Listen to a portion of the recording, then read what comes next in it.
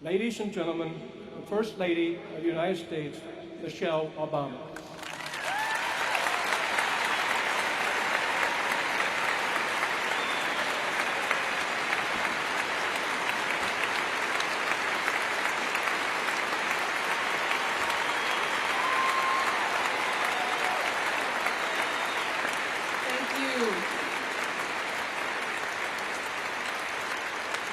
Thank you so much. I am thrilled and honored to be here to help celebrate the UNI class of 2011. So congratulations to you all on making it to this day. We are so proud of you. Now before I get started, I wanted to let you know that if my remarks run a little long, I promise that we'll take a break, crank up the music for the interlude dance. I've been practicing the ninja robot move. Did it just right. In all seriousness, I want to thank President Allen for that very kind introduction, as well as Executive Vice President and Provost Gloria Gibson, the Board of Regents, President David Miles, all of the members of the Board of Regents, and of course Katie Berg for her beautiful speech. Let's give them all a hand. And there are a few other people I want to thank. Congressman Bruce Braley, former Governor Chet Culver, Cedar Falls Mayor John Cruz, and Waterloo Mayor Buck Clark. They're all here to thank you so much.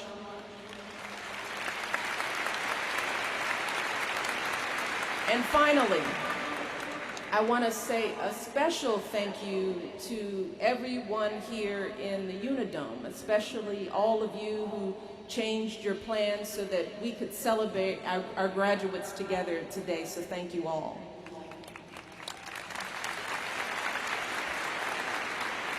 Now, as many of you know, this is not my first time here in Iowa. In fact, it feels like I've spent more time in this state than in anywhere besides my home state of Illinois and, of course, Washington, D.C. My family was here a lot back in 2007, long enough for my husband to have a sculpture of his head made out of butter, yes. But while a campaign is what initially brought me to Iowa, what brings me back today is something so much bigger, much deeper, so much more personal to me. See, believe it or not, this state and the people that I've met here and the things that I've learned here have all become a very important part of my own personal journey.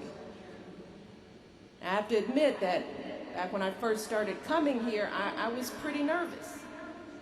I mean, most folks barely knew who my husband was, let alone who I was. And I was still a bit uneasy about the whole president thing, as our daughter Malia used to call it. I didn't know what a run would do to our family or how it would affect our girls. I'd never been to Iowa before, and I had no idea how folks would react to a perfect stranger waltzing into their kitchens and their living rooms. So I didn't know what to expect. But soon, you all showed me exactly what makes Iowa such a special place. And I will always remember this one gathering in Sioux City back in the early days. We were all at this beautiful home. It was a gorgeous day. So we were all sitting out in the backyard, and folks of all ages were sitting on lawn chairs and in the grass.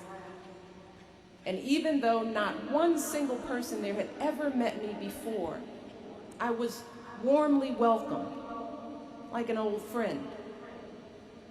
So we just started to talk to one another about our lives and our experiences. And the more we talked, the more my fears and apprehensions started to fade away. And I realized something important, that these folks weren't strangers at all. They reminded me of my parents, my aunts and uncles, the neighborhood kids from down the block. I just felt at home. So at home, in fact, that I remember I kicked off my high heels. I started walking around barefoot in the grass. Felt pretty good. And that's how I wound up feeling just about everywhere I went throughout this state. Though for the record, I kept my shoes on most of the time. And it wasn't just how folks here treated me, it was how they treated my whole family. In Pella, an entire neighborhood sang happy birthday to Malia on the 4th of July. At the state fair, y'all poked fun at Barack when he lost a carnival game. It's pretty funny. I'll never forget how people looked after our girls, encouraging them to play and jump on the trampoline with their kids or play in the park. They welcomed us into their homes in Perry and Cedar Rapids, at coffee shops in Waukee and Oskaloosa, and the Historical Society right here in Cedar Falls. Now, these communities may not have been exactly like the one I grew up in, and the folks I met may not have come from exactly the same background as me, but the more that I shared my story with all of you and you shared your stories with me, the more I realized that what truly connects us is our shared values. In the end, there is so much more that unites us than divides us. And that's really what I want to talk with all of you about today. I want to talk about those values. The values you've learned here at UNI. The values you've learned growing up and spending time here in Iowa, and how those values will serve you every step of the way on the journey ahead. And the first value I want to discuss is in many ways the most important, but often taken for granted. And that is the power of family. Now, this is something that all you folks here in Iowa understand in your bones to your core, just listening to Katie. I saw it everywhere I went. Strong, connected families that looked out for each other and supported each other through good times and bad.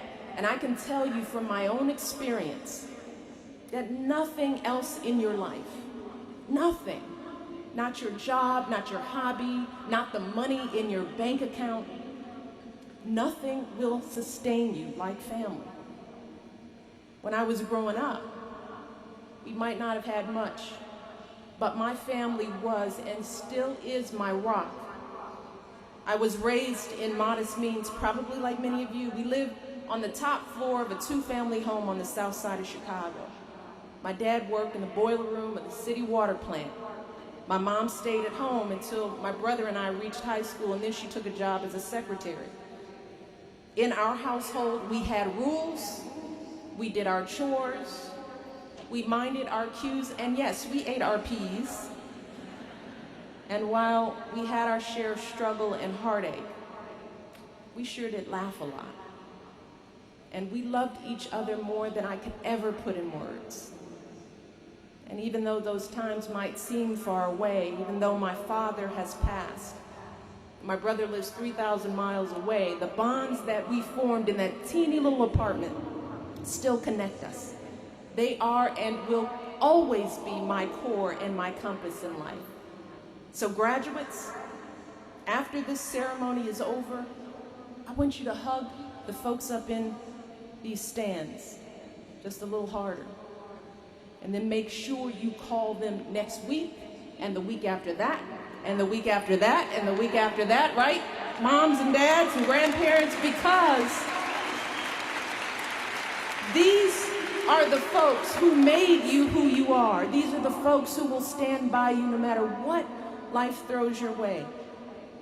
These are the folks who prepared you to succeed here at UNI, and who prepared you to contribute to your communities and to your country.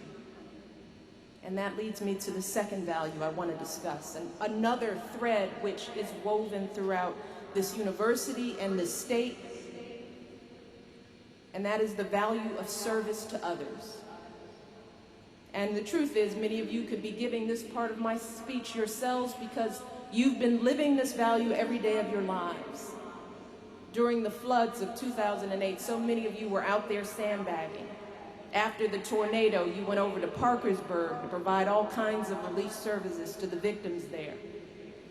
There were the Volunteer Tuesdays where many of you served at agencies like the Salvation Army and the Northeast Iowa Food Bank. And students here have stepped up to serve our country and wear its uniform at a time when we're asking so much of our troops and their families. And that includes 4 members of this class who were commissioned as second lieutenants in the U.S. Army just this morning.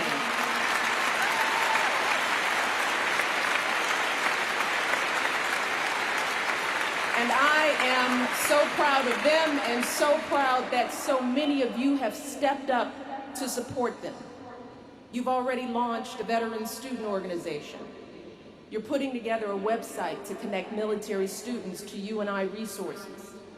You're working with the VA to provide matching funds to help vets cover tuition and fees if they need it. And I encourage all of you, no matter where you go in life, keep doing that. Keep honoring our troops and their families. Because we've all seen just in the last week how much these folks deserve our support. I mean, just imagine a small group of brave men dropped by helicopter, half a world away in the dead of night, into unknown danger inside the lair of the most wanted man in the world. They did not hesitate, risking everything for us, for our freedom and security.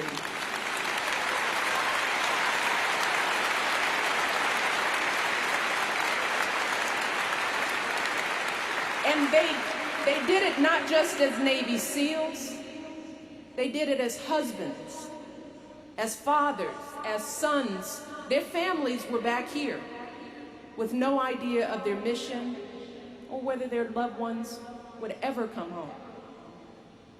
Now that's the very essence of the word service. And the least we can do is give something back to these troops and their families who've given us so much. Now, I've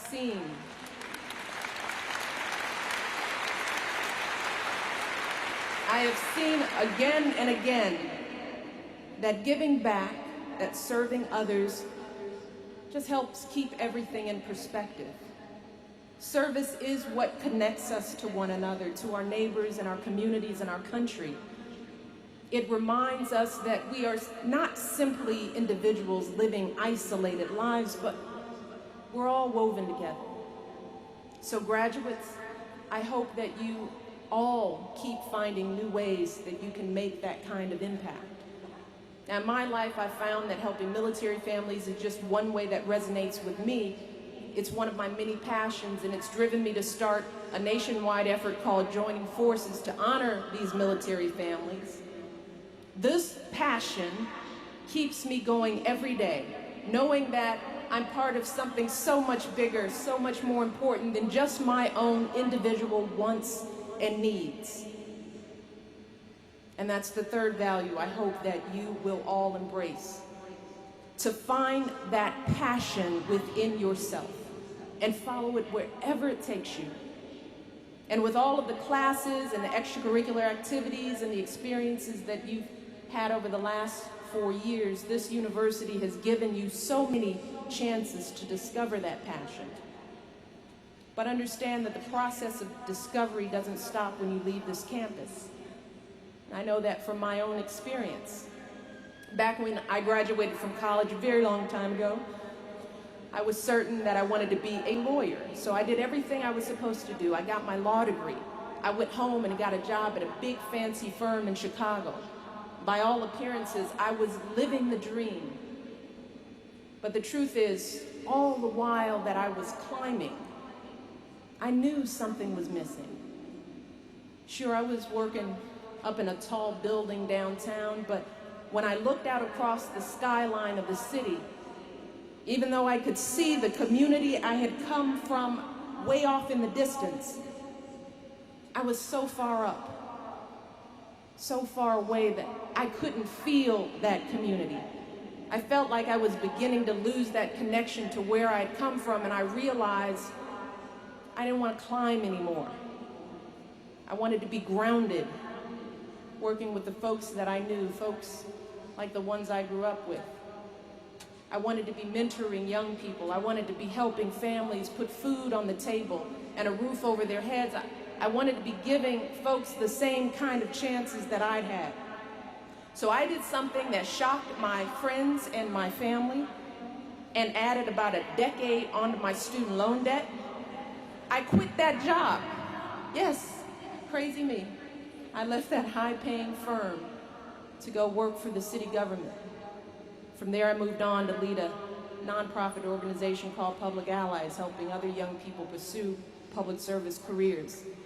I wasn't making nearly as much money, and my office wasn't nearly as big or nice, but I was working with terrific young people and colleagues who inspired me. I found that I would wake up every day with excitement, a sense of purpose and possibility, because I was finally doing something that made me feel fully alive. And graduates, that's what I wish for all of you today, for you to find that career, that calling that makes you feel fully alive. Now, I know that your passions may not be the same as mine, that's fine. You may feel most alive in front of a classroom, maybe a boardroom, or even in one of those high-rise office buildings. But no matter what it is, keep that fire burning. And it won't always be easy. The path won't always be laid out neatly for you. Sometimes you won't be able to find that perfect job. Sometimes you might have to take a job just to stay afloat. Those are the realities of life. But no matter what you do from 9 to 5, know that you should always try to find some way to pursue what you love. Maybe it's a hobby that one day becomes your own business. Maybe it's some volunteer work that helps you develop new skills and passions. And you will have false starts and setbacks along the way, that is for sure. But I promise you that if you keep listening to yourself and keep yourself open to new possibilities and new people and new ways of thinking, you will find a place in this world that feels right for you. And that openness, that willingness to be exposed to new people and experiences, that is the final value that I want to discuss today. And this is something that I think truly defines the state of Iowa and its people. You all don't rush to judgment. You'll give just about anyone a respectful hearing. That was certainly my experience. People didn't know a thing about me yet. They listened. They were curious. They asked questions. They gave me the benefit of the doubt and a chance to show who I was, and that's because people here in Iowa understand that everyone has something to offer. Just think about your classmates here at UNI. While you all might look similar today in your black robes, very distinguished, I know that there is a kaleidoscope of talents and passions and experiences with which you've enriched each other these past 4 years. We just met Darian Watson from Gary. He's the first person in his family to go to college, and he's inspired his older siblings to think about getting their degrees. We've got graduates like Ashley Pesca from Martell, Iowa, who works tirelessly across the state to raise awareness for people with muscular dystrophy. We've got graduates like Renee Rapier, a singer from Marion, Iowa, who's won opera awards all across the country, even being invited by one of the 3 tenors to sing in Los Angeles. We've got graduates like Nadine Ishimwe, who survived the Rwandan genocide as a child, came to Cedar Falls 4 years ago when she couldn't even read, write, or speak English. Each of these students, and every single one of you, is unique in some way. Each of you has something different to teach the rest of us. And I would urge you to be curious about those who have experiences different from yours. Learn from them. Let their ideas and experiences challenge your own assumptions and perspectives. But at the end of the day, don't ever lose sight of what makes you unique. Don't ever stop believing in what you have to offer. Don't ever count yourself out. And if you ever do begin to doubt yourself, if you ever start to wonder whether you can fulfill all those dreams, I want you to think of 2 words that showed this country that young people here at UNI have got what it takes. Those 2 words, Ali Farouk Manesh. You have to explain that to everyone here who doesn't get it. And then I want you to think about all those other men and women who have come before you. The very long list of distinguished alumni who have sat where you're sitting today. People like Molly Boyle, Iowa's Teacher of the Year, Chuck Grassley, a 6-term U.S. Senator, the first African-American principal in Iowa, Walter Cunningham, Nancy Powell, the Director General of the United States Foreign Services. And then there's Nancy Ossie. Now, Nancy grew up in Cedar Rapids, dreaming of faraway countries and people. She got her BA and her MBA at UNI in the early 80s and then took a job selling phones. She went out to California where she heard about a small startup nonprofit called International Medical Corps, an organization that worked in some of those faraway lands, responding to emergencies, helping local residents become self-reliant.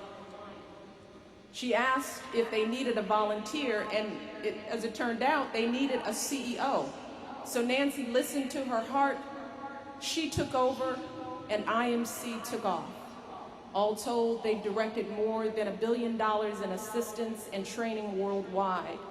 They've touched millions of lives from Somalia to the Balkans to Haiti and Japan. And as CEO, Nancy has earned awards that put her in the company of presidents and generals, Nobel Prize recipients, and Oscar winners. Now, you might hear Nancy's story and think, wow, that's pretty cool. I could never do something like that. But if there's one thing I want you to leave with, it's this. This university and this state have given you everything you need to do something exactly like that. The values you've learned here, commitment to family, openness to diversity, willingness to serve community and country, the courage to follow your passion. These are the keys to success in any field, I guarantee you. They are the building blocks of a fulfilling life. They are the foundation of healthy families and vibrant communities, and yes, a strong country. And that's what I saw when I first started coming to Iowa.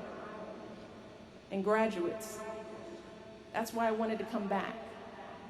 I wanted to remind you what makes you special and so very unique. I want you to realize the power and value of your experience here in this state. I want you to feel the strength of this place that so many of you call home. And I want you and need you to carry the values that you've learned here with you wherever you go. We need you to share those values with everyone you meet and pass them down onto your children and your grandchildren. Spread them throughout our country and throughout the world. And whether your next step is New York or New Hartford, whether you're looking for a job in Des Moines or New Delhi, I want you to truly believe that you can kick off your shoes and walk around in the grass anywhere in the world, because you can. So congratulations again, graduates. I'm so proud of you, and Godspeed, and God bless you all on the road ahead. Take care.